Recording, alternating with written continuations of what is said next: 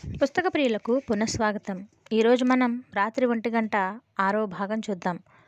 అప్పటికి 100 సార్లు పరీక్ష చేసి ఉంటాడు రాజు గోడలని, తలుపులని, ఎక్కడైనా చిన్న సందున్నదా అని, ఎలాగైనా ఆ గదిలో నుంచి తప్పించుకునేందుకు అవకాశం ఉందా అని.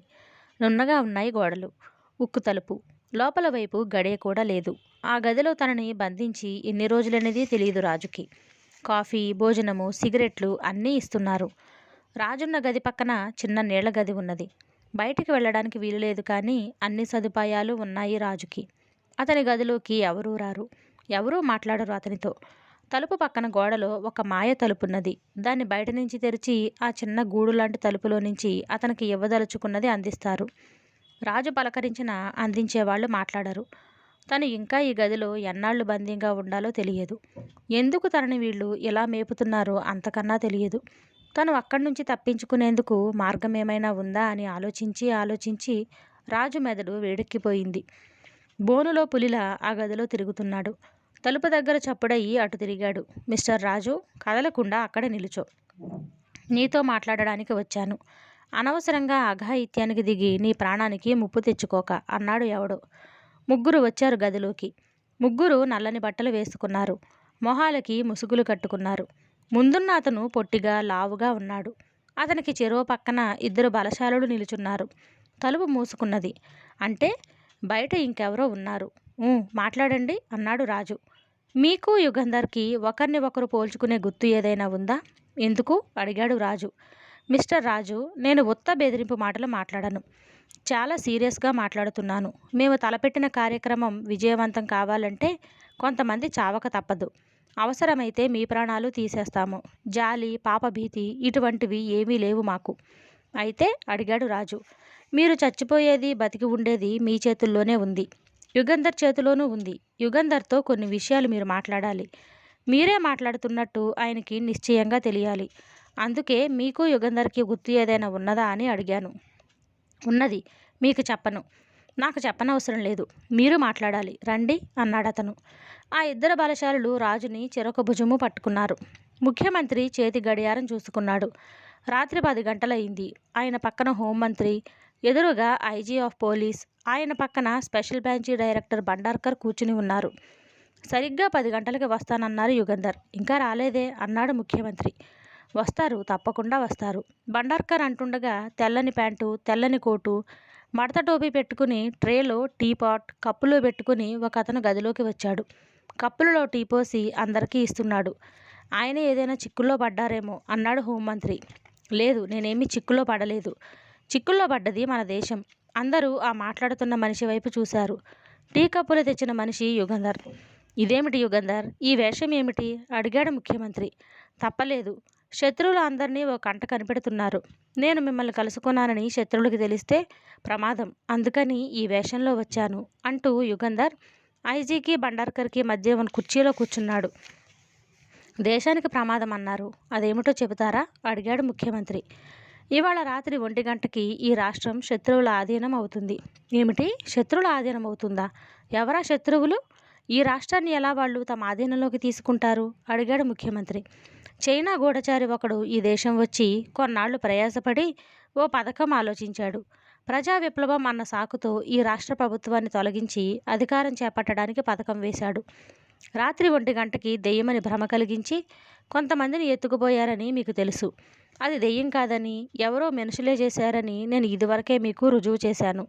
రామానుజం చేస్తున్న పరిశోధన గురించి మీకెవరికీ తెలియదు, భండార్కర్కి తప్ప. చెబుతాను వినండి.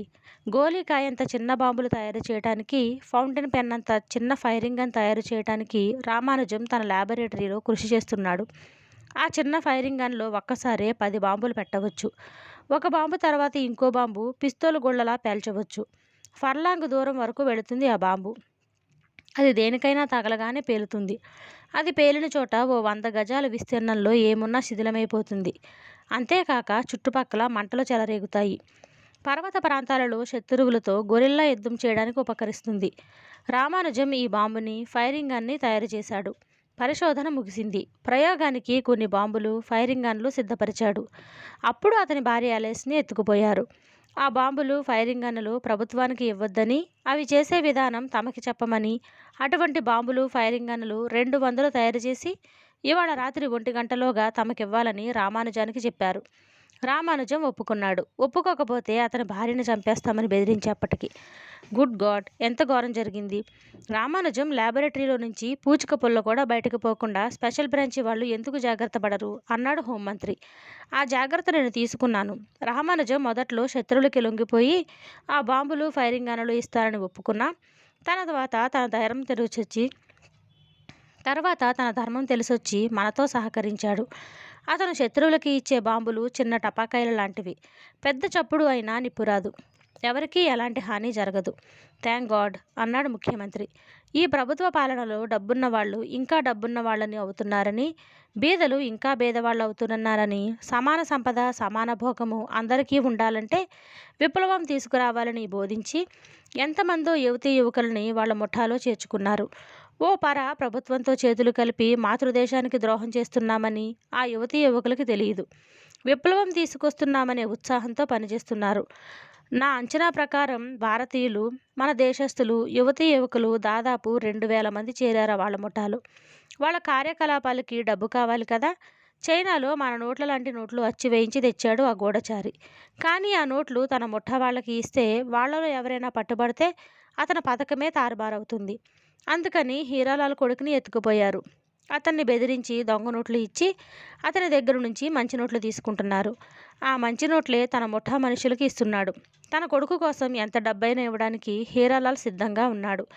దొంగ నోట్లు తన బ్యాంకుల ద్వారా, తన వ్యాపార సంస్థల ద్వారా ఆ చలామణి చేస్తాడని ఆశించాడు ఆ గూఢచారి. కానీ మంచి నోట్లు ఎన్నైనా ఇస్తున్నాడు కానీ దొంగ నోట్లు చలామణి చేయలేదు. హీరాలాల్ విషయం ఇది. ఇక మేజర్ రమాకాంత్ విషయం.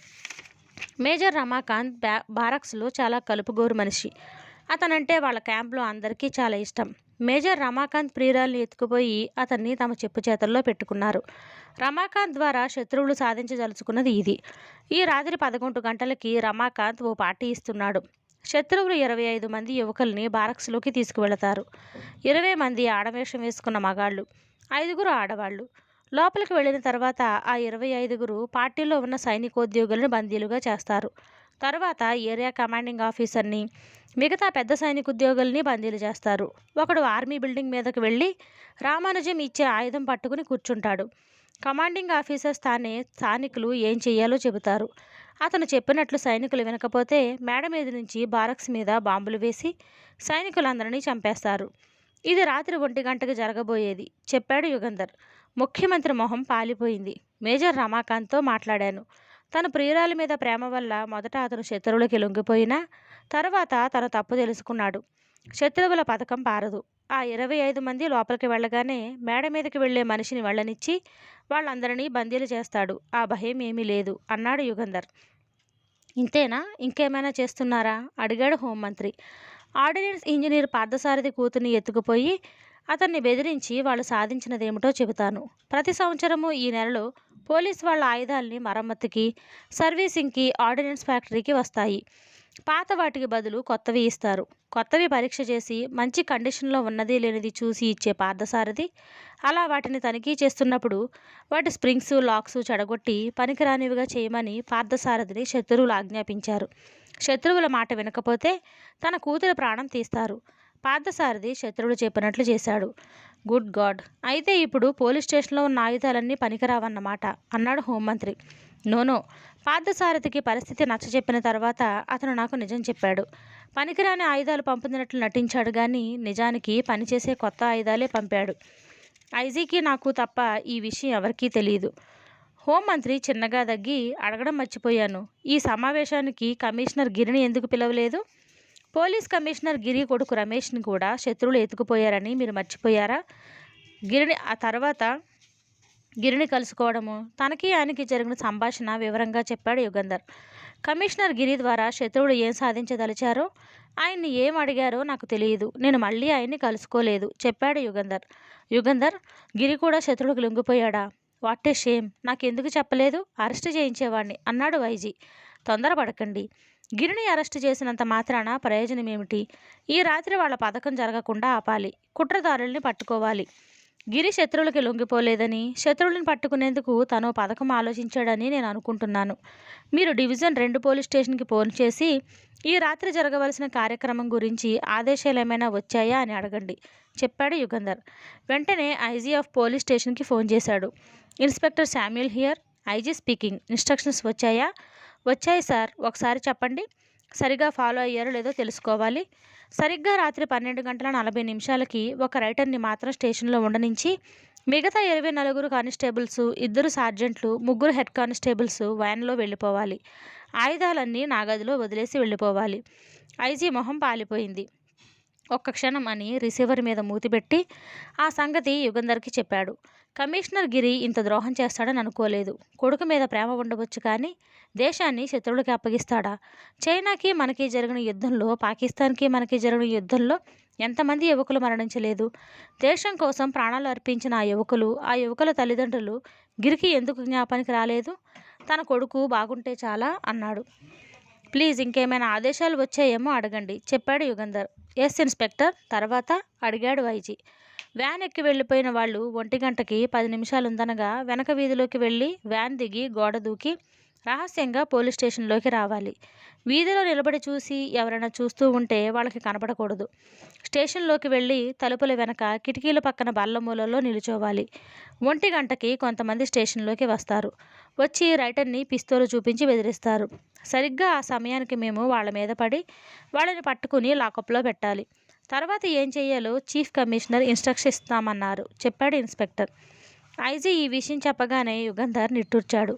ఒక ఉన్నత పోలీస్ ఆఫీసర్, అందులోనూ గొప్ప సర్వీసు రికార్డు ఉన్న గిరిలాంటి ఉన్నత పోలీసు ఉద్యోగి పిరిగివాడైపోయి శత్రువులకి లొంగి దేశద్రోహం తలపెట్టాడంటే నా గుండె కుమిలిపోయింది.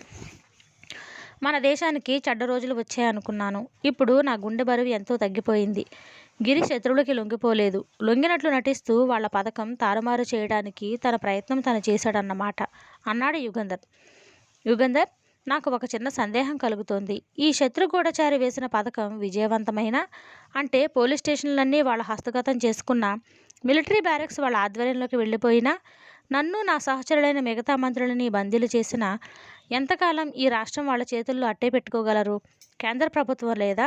క్షణాల మీద దేశంలో మిగతా ప్రాంతాల నుంచి సైనికుల్ని పంపరా? ఎంతకాలం పడుతుంది శత్రువుల్ని పట్టుకునేందుకు? చైనాది ఫూలిష్ పథకం కదూ, అన్నాడు ముఖ్యమంత్రి. యుగంధర్ పెదవి విరిచాడు. రైలు స్టేషన్, విమానాశ్రయం, రేడియో స్టేషన్ అన్నీ శత్రువుల హస్తగతం అవుతాయి అనుకోండి. కేంద్ర ప్రభుత్వం సైన్యాన్ని ఇలా ఎక్కడ దింపుతుంది? యుద్ధానికి వస్తున్నట్లు సైన్యం తరలి రావాలి. ఆలోగా ఇక్కడి ప్రజలు ప్రభుత్వం మీద తిరుగుబాటు చేశారని, ప్రజాప్రభుత్వం స్థాపించారని ప్రచారం చేసి ఈ రాష్ట్రం కేంద్రంలో నుంచి విడిపోయిందనిపించి ఎవడో వాళ్ళ మాట వినే అతన్ని ముఖ్యమంత్రిగా నియమించి, ఆ ముఖ్యమంత్రి చైనా సైనిక సహాయం కోరాడని చైనా సైన్యాలను దింపుతాడు మన ఒడ్డున. ఇది సముద్ర తీరాన ఉన్న పట్టణమని మర్చిపోకండి. అప్పుడు మన గడ్డ మీద ఉన్న చైనీస్ సైన్యంతో యుద్ధం చేయాలి. మన సైనికులు మన పట్టణం మీద బాంబులు వేయాలి. అసలే ప్రతి చిన్న విషయానికి తగాదా పడి ఐకమత్యం పోగొట్టుకుని, ఈ నది నాది, ఈ కొండ నాది, ఈ 100 గజాల భూభాగం మా రాష్ట్రానికి చెందినది, మా రాష్ట్రంలో పండింది మేమే తినాలి అంటూ విభేదాలు పెంచుకుని రాజకీయాలు కలుషితం చేసుకుంటున్నాము. అధికార దాహంతో మత్తెక్కి ఉన్నారు రాజకీయవేత్తలు. ఎవరు ఎటు తిరుగుతారో, ఏ ఏ రాష్ట్రాలు ఈ ఆదాను చూసుకుని కేంద్ర ప్రభుత్వానికి ఎదురు తిరుగుతాయో ఎవరు చెప్పగలరు? అత్యవసర పరిస్థితులలో భారత జాతి విభేదాలు విస్మరించి ఏకమై శత్రువులను ఎదుర్కొంటుందన్న నమ్మకం ఉందనుకోండి నాకు. ఒకవేళ జాతి, మత, భాష, రాష్ట్ర విభేదాల వల్ల స్వార్థంతో అవివేకంగా కొంతమంది నాయకులు తప్పటడుగులు వేస్తే అదే ప్రమాదం, అన్నాడు యుగంధర్. ముఖ్యమంత్రి తల ఊపాడు. అవును యుగంధర్, మీరు చెప్పింది నిజమే. ఈ 5 ఏళ్లలో మనం ఐక్యత కోల్పోయాము. దేశం విచ్ఛిన్నం కావడానికి విత్తనాలు నాటుతున్నాము. రాష్ట్ర ప్రభుత్వాలు పటిష్టంగా లేవు. రాజకీయవేత్తలు ప్రజల బాగోగుల గురించి శ్రద్ధ తీసుకోవడం లేదు. తమకి అధికారం ఎప్పుడు ఎలా వస్తుందా అని మంతనాలు వాడుతూ కాలం వృధా చేస్తున్నారు. రాజకీయాలలో నీతి లేకుండా పోయింది. అందుకే ఈ చైనా గూఢచారికి ఇంత ధైర్యం వచ్చింది. ఒక రాష్ట్రంలో తిరుగుబాటు వచ్చిందని ప్రచారం చేస్తే మిగతా రాష్ట్రాలలో కూడా తిరుగుబాట్లు వస్తాయని ఆశ కలిగి ఉంటుంది. ఇప్పుడు ఈ రాత్రి మన రాష్ట్రానికి కలగబోయే ప్రమాదం మీరు తప్పిస్తారని నాకు నమ్మకం ఉంది. కానీ అది చాలదు. దేశమంతటా, దేశంలో అందరికీ తెలియాలి ఎటువంటి ప్రమాదంలో నుంచి మనం బయటపడినది. పరిస్థితులు ఇలాగే ఉంటే దేశానికి ముందు ఎంతో ప్రమాదమని అన్నాడు. యుగంధర్ నవ్వాడు. అది మీ బాధ్యత. మీరు రాజకీయవేత్తలు. ఇతర రాజకీయవేత్తలతో సంప్రదించవలసింది మీరు. టైం అవుతోంది, నేను వెళ్ళాలి అన్నాడు. ఎక్కడికి? ఐజీ ఆఫీస్కి. అదే ఈ రాత్రి మా హెడ్ క్వార్టర్స్. మేము ఇక్కడే ఉండండి. స్పెషల్ బ్రాంచి ఏజెంట్లు 10 మంది మీ గది ముందు కాపలా ఉంటారు అని యుగంధర్ లేచి నిలబడ్డాడు. టెలిఫోన్ గణగణ మోగింది. నాకే అయి ఉంటుంది అంటూ రిసీవర్ తీసుకున్నాడు యుగంధర్. యుగంధర్ గారా? అవును. మీ అసిస్టెంట్ రాజు మాట్లాడుతాడు. హలో సార్, నేను రాజుని. R for rash, A for action, J for junior, U for your అన్నాడు రాజు అవతల నుంచి. అది చాలా పెద్ద గది. కప్పు 20 అడుగుల ఎత్తున ఉంది. రామానుజం భార్య అలైస్, హీరాలాల్ కొడుకు శోభన్, మేజర్ రమాకాంత్ ప్రియురాలు మాలిని, కమిషనర్ గిరి కొడుకు రమేష్, పార్థసారథి కూతురు సుజాత నేల మీద కూర్చునున్నారు. వాళ్ళ చేతులు కాళ్ళు గట్టిగా కట్టబడి ఉన్నాయి. వాళ్ళకి కాస్త దూరంలో రాజు కూర్చుని ఉన్నాడు. అతని చేతులు కాళ్ళు నైలాన్ తాళ్లతో బిగించి ఉన్నాయి. చైనీస్ గూఢచారి అతని పక్కన మరో 2 ఉన్నారు ఆ గదిలో. మిమ్మల్ని ఇలా తాళ్లతో కట్టవలసి వచ్చినందుకు చాలా విచారిస్తున్నాను. తప్పనిసరి అయింది. నా పథకం సాఫీగా సాగితే ఈ రాత్రి 3 గంటలకి మిమ్మల్ని అందరినీ విడిచిపెడతాను. మీ ఇళ్ళకి, మీ బంధువుల దగ్గరికి పంపిస్తాను. అంతవరకు ఓపిక పట్టమని కోరుతున్నాను. ఆ గూఢచారి చెబుతుండగా గదిలోకి ఇంకో 2 వచ్చారు. వాళ్ళ చేతుల్లో ఒక చిన్న పెట్టె, నిచ్చెన ఉన్నాయి. వాళ్ళు నిచ్చెన వేసి పైకి ఎక్కి కప్పులో 2 మేకులు కొట్టి ఏదో తగిలించి దానికి ఎలక్ట్రిక్ తీగలు బిగించారు. రాజు, అదేమిటో తెలుసా? అడిగాడు చైనీస్ గూఢచారి. రాజు తల ఊపాడు. దానికి పక్కన గడియారం కనిపిస్తుందా? ఎన్ని గంటలకి సెట్ చేశాము? 3 గంటలకి. ఆ ఎలక్ట్రిక్ తీగ ఎందుకో చెబుతాను విను. మా పథకం నిరాటంకంగా సాగితే నేను చెప్పగానే ఈ గది బయట కాపలా ఉండే మనిషి స్విచ్ ఆఫ్ చేస్తాడు. స్విచ్ ఆఫ్ చేస్తే డిస్కనెక్ట్ అవుతుంది. అప్పుడు గడియారం ఆగిపోతే 3 గంటలు కాదు. 3 గంటలు కాకపోతే బాంబు పేలదు. రాజు తల ఊపాడు.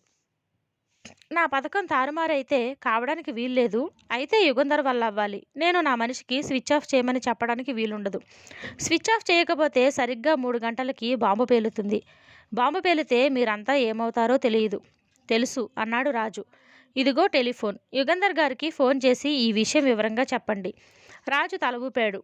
ఆ చైనీస్ గూఢచారి యుగంధర్ నెంబర్ తిప్పాడు. నేను రాజుని. ఆర్ ఫర్ ర్యాష్ తను గుర్తు చెప్పాడు యుగంధర్కి. ఎస్, నువ్వు అసిస్టెంట్ రాజువేనని నమ్ముతున్నాను. ఏమిటి? అడిగాడు యుగంధర్. నన్ను, ఎల్ఐస్ని, శోభన్ని, రమేష్ని, సుజాతని, మాలిని చేతులు కాళ్ళు కట్టేసి ఈ గదిలో పడేశారు.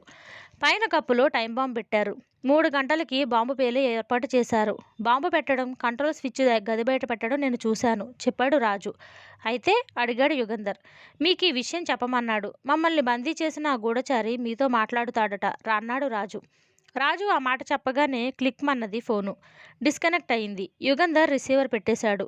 మీరు ఇక్కడ ఉన్నారని శత్రువులకి ఎలా తెలుసు? అడిగాడు వైజీ. తెలియదు. నా ఇంటికి వచ్చే టెలిఫోన్ కాల్స్ ఇక్కడికి టెలిఫోన్కి కనెక్ట్ చేసే ఏర్పాటు చేశాను. నేను నా కన్సల్టింగ్ రూమ్లోనే ఉన్నానని వాళ్ళు అనుకుంటున్నారు. ఈ కాల్ ఎక్కడి నుంచో వచ్చిందో కనుక్కునే ఏర్పాటు చేయలేదా మీరు? అడిగాడు హోంమంత్రి.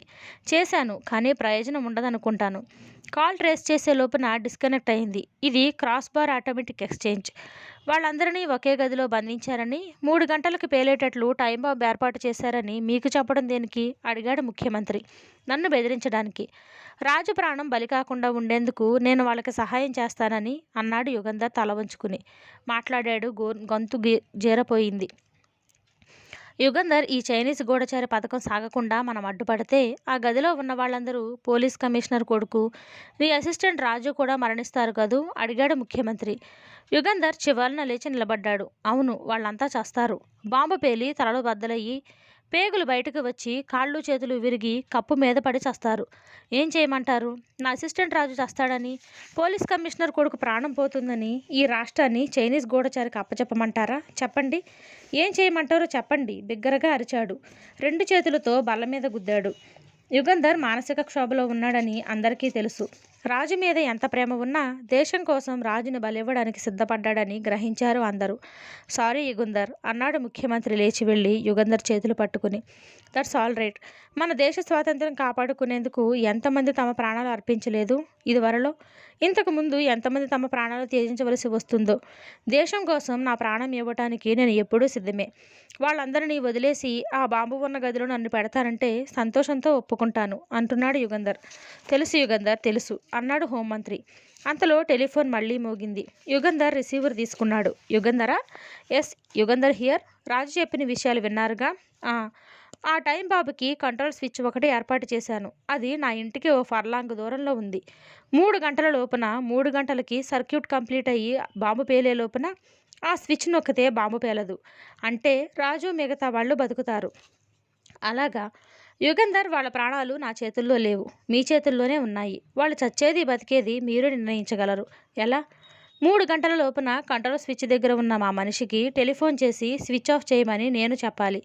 నేను అలా చెప్పాలంటే నా పథకం జయప్రదం కావాలి. ఎవరూ నాకు అడ్డు రాకూడదు.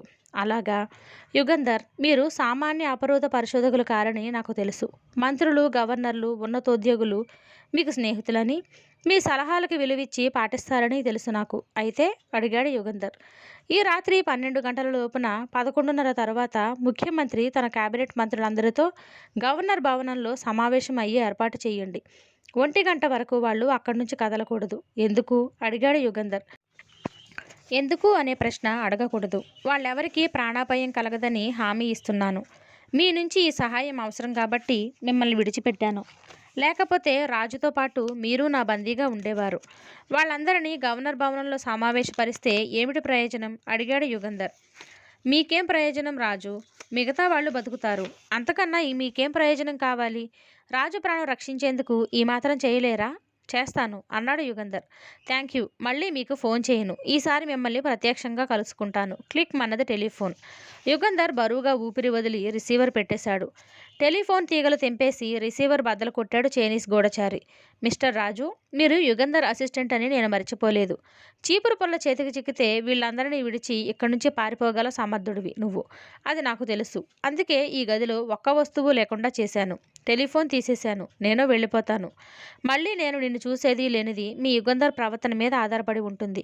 విష్ యూ గుడ్ లక్ అని ఇద్దరు అనుచరులతో వెళ్ళిపోయాడు ఆ చైనీస్ గూఢచారి. నెమ్మదిగా తలుపు మూసుకున్నది. తలుపు మూసుకుంటున్నప్పుడు చూశాడు రాజు. అది 2 అంగుళాల దళం ఉన్న ఉక్కు తలుపు. ఆ గదిలో నుంచి బయటపడడం అసాధ్యమని తెలుసుకున్నాడు. అయినా తన ప్రయత్నం తను మానుకోకూడదు. ఆ గదిలో ఉన్న వాళ్ళందరూ కళ్ళప్పగించి రాజును చూస్తున్నారు ఆశతో. రాజు తన కాళ్లతో తలుపుని తన్నాడు. అది ఉక్కు తలుపు. మీ కాళ్ళు నెప్పుడుతాయని తలుపు కదలదు అన్నాడు కమిషనర్ గిరి కొడుకు రమేష్. తలుపు కదులుతుందని కాదు, బయట ఎవరన్నా కాపలా ఉన్నారేమో తెలుసుకునేందుకు. ఇప్పుడేం చేద్దాం? అడిగాడు రమేష్. ఏదో చేద్దాం. నువ్వు నా అసిస్టెంట్వి. నువ్వు నేను కలిసి ఆపదలో ఉన్న మనందరినీ రక్షించుకోవాలి. ఏం చెయ్యాలో చెప్పండి అడిగాడు రమేష్. నా చేతులు వెనక్కి విరిచి కట్టేశారు. నీ చేతులు అలాగే కట్టేశారు. దొర్లుకుంటూ నువ్వు నా కాళ్ళ దగ్గరికి రా. నా కుడికాలుకున్న బూట్స్ హీలుని నీ కాళ్ళతో గట్టిగా తొయ్యి. పక్కకు జరుగుతుంది. ఆ హీల్ కింద చిన్న కత్తి స్క్రూతో బిగించి ఉంటుంది. ఆ కత్తిని పక్కకి లాగు. బయటకు వస్తుంది. ఆ కత్తికి నీ చేతులకున్న కట్లు ఆనించి పెట్టి పైకి కిందకి రుద్దు. కట్లు తెగుతాయి. ఆ తర్వాత ఆ కత్తితో మా అందరి కట్లు కోసేయి చెప్పాడు రాజు. రమేష్ గబగబా రాజు పడుకున్న చోటుకి దొర్లుకుంటూ వెళ్ళాడు. జరిగి జరిగి రాజు కాళ్ళ దగ్గర చేతులు పెట్టాడు. బూట్స్ హీల్ తోశాడు. కదలలేదు. ఇంకా బలంగా తోశాడు. కదలలేదు.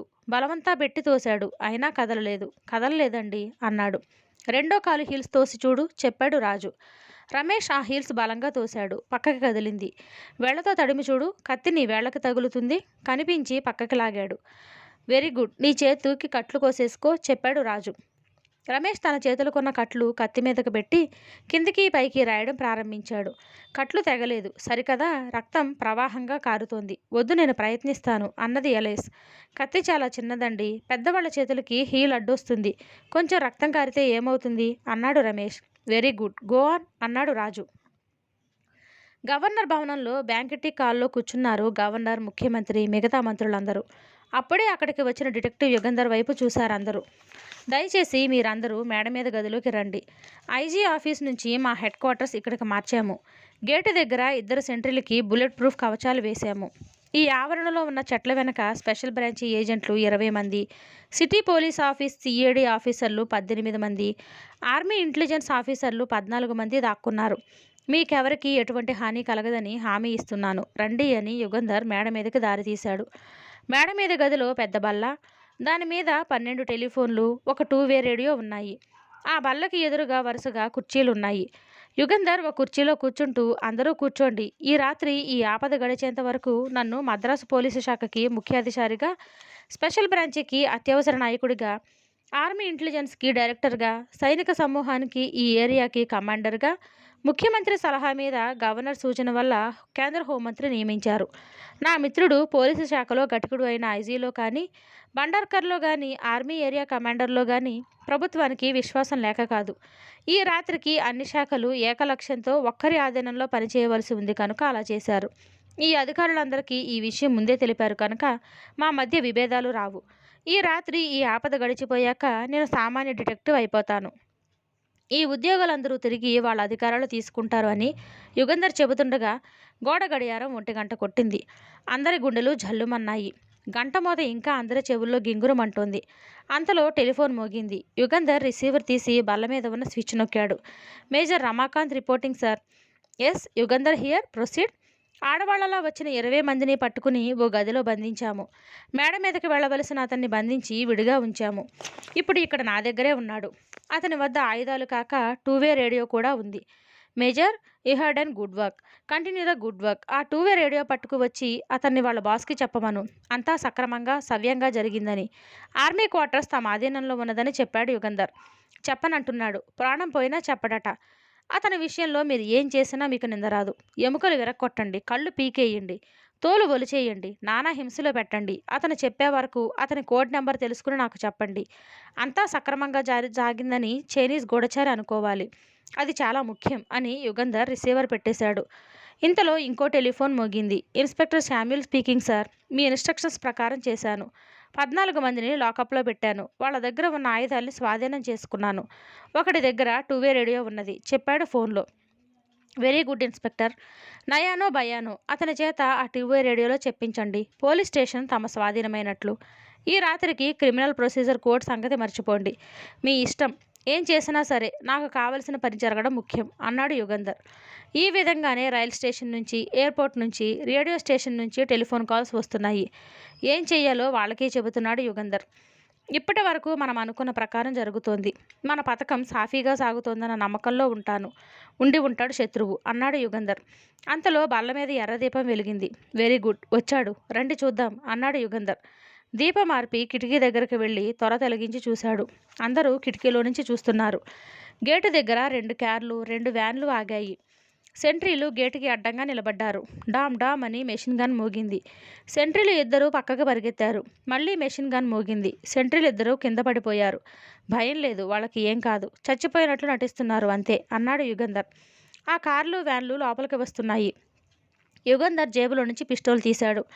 దయచేసి మీరంతా ఇక్కడే ఉండండి, నేను వెళ్ళి వాళ్ళకి స్వాగతం చెబుతాను అన్నాడు. కార్లు, వ్యాన్లు పోర్టుకోలో ఆగాయి. చేతుల్లో తుపాకులు పట్టుకుని దాదాపు 40 మంది దిగారు. వాళ్ళలో 20 మంది అటూ ఇటూ వెళ్లారు కాపలాకి. మిగతా వాళ్ళు లోపలికి వచ్చారు. ఈ దేశ ప్రజల తరపున, విప్లవం తరపున ఆజ్ఞాపిస్తున్నాను. అందరూ చేతులు ఎత్తి రండి ఇక్కడికి అన్నాడు ఒకడు. ఒకసారి వెనక్కి తిరిగి చూడండి అన్నాడు యుగంధర్ మేడ మీద నుంచి. లోపలికి వచ్చిన వాళ్ళు వెనక్కి తిరిగి చూశారు. తలుపు దగ్గర 4 మెషిన్ గన్స్ పట్టుకుని నిలుచున్నారు. కాపలాకి వెళ్ళిన మీ 20 మంది సహచరులు పట్టుబడ్డారు. తుపాకులు కిందకి దింపండి, లేదా అక్కడే నేల కూలుతారు హెచ్చరించాడు యుగంధర్. వాళ్ల మొహాల్లో నెత్తురు చుక్కలేదు. వాళ్లలో వాళ్ళు ఏదో గొణుక్కుంటున్నారు. 3 లెక్క పడతాను. ఆలోగా మీరంతా తుపాకులు కిందకి దింపకపోతే కాల్చమని ఆజ్ఞయిస్తాను అని 1, 2 అన్నాడు యుగంధర్. ఆ 20 మంది తుపాకుల కింద పడేశారు. పోర్టుకోలో నుంచి స్పెషల్ బ్రాంచ్ ఏజెంట్లు పరిగెత్తుకు వచ్చి వాళ్ళందరినీ బందీలు చేశారు. యుగంధర్ మేడ మీద దిగివచ్చాడు. ఆ 20 మంది మొహాలు పరికించి చూశాడు. వీళ్లలో ఎవడు నాయకుడు? తను నాయకుడిని చూసినప్పుడు మొహానికి ముసుగు వేసుకున్నాడు. ఎలా తెలుసుకోవడం? ఇటు చూడండి అన్నాడు ఒక ఏజెంట్ యుగంధర్కి పెట్టెలాంటిది ఇస్తూ. అది 2-వే radio. Yugandhar radio switch on చేశాడు. 000 స్పీకింగ్, నెంబర్ 974 రిపోర్ట్ అన్న మాటలు వినిపించాయి. వెంటనే రేడియో ఆఫ్ చేశాడు. నెంబర్ 974 ఎవరు అడిగాడు. ఎవరూ మాట్లాడలేదు. మీ జేబులు వెతికితే టోకెన్ కనబడుతుంది, చీల్చేస్తాను తర్వాత, ఎవరో చెప్పండి అన్నాడు యుగంధర్. ఒకడు ముందుకు వచ్చాడు. గవర్నర్ భవనం మీ ఆధీనమైనదని, గవర్నరు, మంత్రులు మీ ఆధీనంలో ఉన్నారని చెప్పు అన్నాడు యుగంధర్. నేను చెప్పను అన్నాడు అతను. యుగంధర్ రివాల్వర్ అతని మీదకి గురిపెట్టి, నువ్వు భారతీయుడివి, నువ్వు దేశద్రోహం చేశావు, చైనా వాళ్లతో చేతులు కలిపావు, నిర్దాక్షిణ్యంగా కాల్చేస్తాను, ఇప్పుడైనా మాకు సహాయం చెయ్యి, నువ్వు చేసిన నేరానికి కొంత అయినా పరిహారం చేసుకో అన్నాడు. యుగంధర్ మాటల్లో గాంభీర్యం, దృఢ సంకల్పం అతన్ని నిర్విణ్యుణ్ణి చేశాయి. నన్ను ఉరితీయరా అడిగాడు ఏడుస్తూ. అది తర్వాతి విషయం చెప్పు అన్నాడు. రేడియో ఆన్ చేశాడు యుగంధర్. Number 974 reporting. రాజభవనం మన ఆధీనంలో ఉంది. గవర్నర్ మంత్రులు నా బందీలైపోయారు.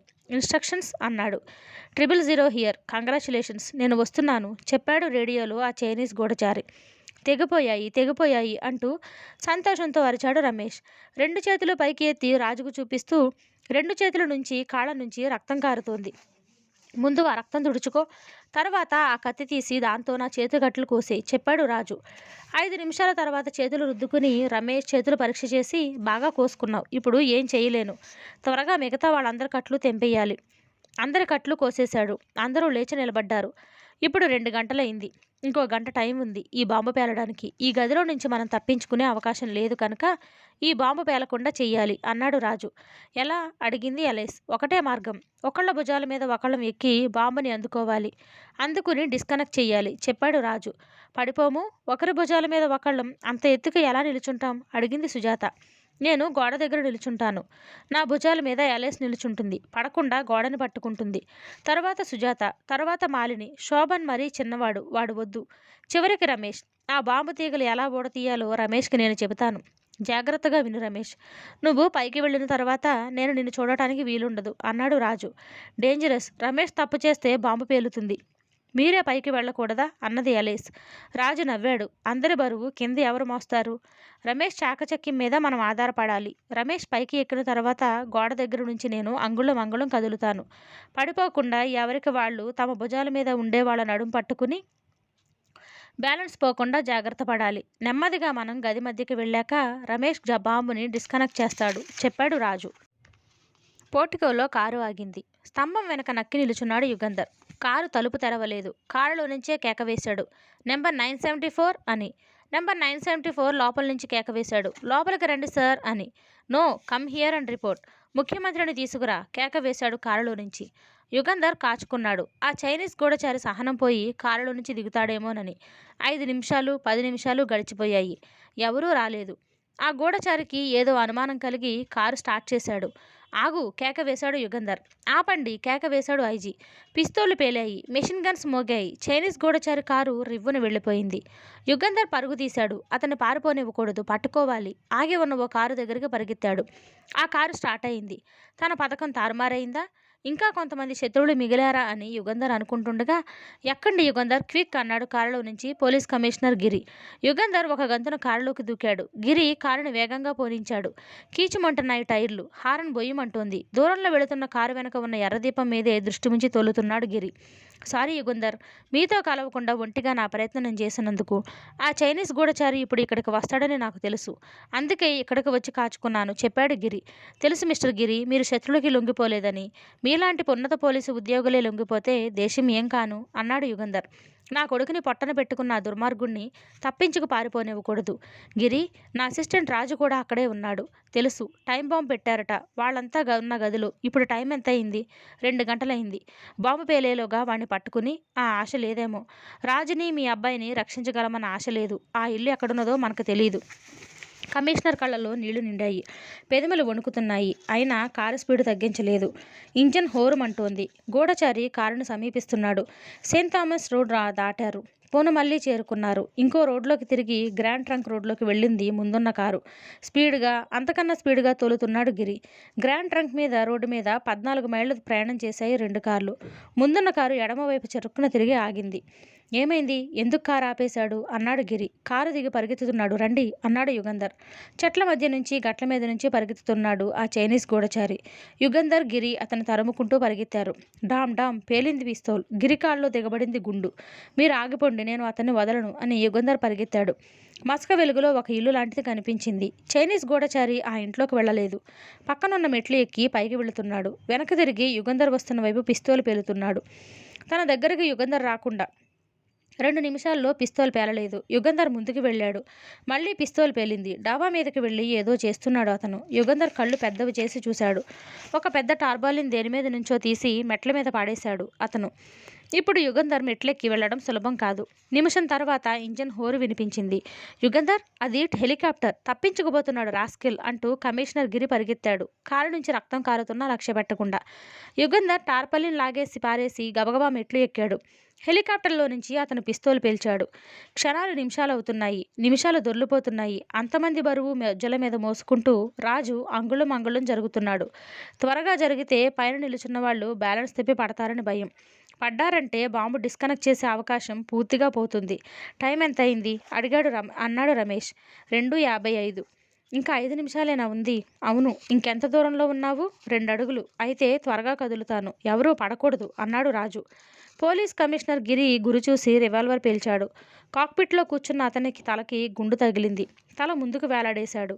హెలికాప్టర్ ఇంజన్ హోరుమంటోంది కానీ పైకి లేవలేదు. యుగంధర్ ముందుకు వెళ్ళాడు. శత్రువు షూట్ చేయలేదు. పరిగెత్తారు ఇద్దరు. ప్రాణం పోయింది. గుండు తలలో దిగబడింది. శత్రువుల నాయకుడు చైనీస్ గూఢచారి చచ్చాడు అన్నాడు యుగంధర్. కమిషనర్ గిరి నిట్టూర్పు వదిలాడు. నా రమేష్ని పొట్టన పెట్టుకున్న రాక్షసుని నా చేతులతో అంటున్నాడు. ఇంకా 3 కాలేదు.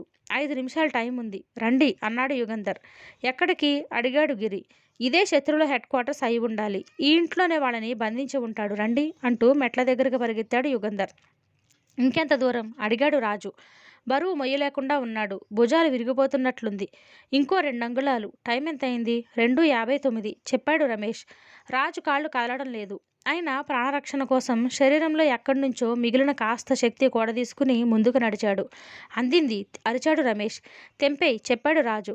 గడియారం టకటక. రాజు ఊపిరి. మిగతా వాళ్ల గుండెల దడదడ తప్ప వేరే ఏ శబ్దమూ లేదు ఆ గదిలో. తెంపేశాను అరిచాడు రమేష్. గడియారం ఆగిపోయిందా? అడిగాడు రాజు. ఆగిపోయింది అన్న మాటలు వినిపించగానే రాజు గుండె ఉరకలు వేసింది. అది యుగంధర్ గొంతు. రమేష్ తలుపు వైపు చూశాడు. తలుపు దగ్గర నిలబడి ఉన్నాడు తన తండ్రి పోలీస్ కమిషనర్ గిరి. నాన్న అరిచాడు. బంగారు తండ్రి అంటూ గిరి ముందుకు వెళ్ళాడు. అంత పైనుంచి ఒక్క దూకు దూకాడు రమేష్. గిరి 2 చేతుల్లో కొడుకుని పట్టుకుని గట్టిగా కావలించుకుని ముద్దు పెట్టుకున్నాడు. కొడుకు చేతులు చూసి ఏమిటి రక్తం? ఏమైంది? కంగారుగా అడిగాడు. రాజు నవ్వి, మిస్టర్ గిరి, కంగ్రాచ్యులేషన్స్. మీ కొడుకు రమేష్ మా అందరినీ రక్షించాడు. రమేష్ లాంటి కుర్రవాళ్ళుండగా మన దేశానికి ఏనాడూ ఆపద రాదు అన్నాడు రాజు. రాజుని మళ్ళీ ప్రాణాలతో చూడనేమో అనుకున్నాడు యుగంధర్. ఆనందంతో మాట్లాడలేక రమేష్ని ఎత్తుకుని ముద్దు పెట్టుకున్నాడు. రాజుని ఎత్తుకుని ముద్దు పెట్టుకోవడం బాగుండదేమో అని. కథ సమాప్తం. మరిన్ని మంచి కథల కోసం ఛానల్ని సబ్స్క్రైబ్ చేయడం మర్చిపోకండి.